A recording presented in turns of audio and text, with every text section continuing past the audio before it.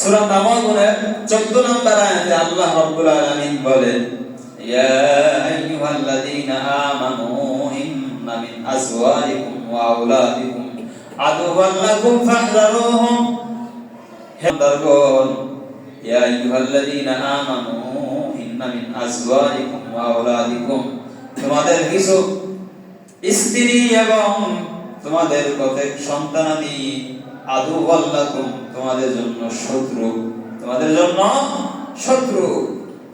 ফাহযারুহুম, সুতরাং তাদের থেকে তোমরা বেঁচে থাকো, সতর্কতা অবলম্বন করো, যেন সন্তানাদি আর স্ত্রী তোমাদের শত্রু না হয়ে যায়।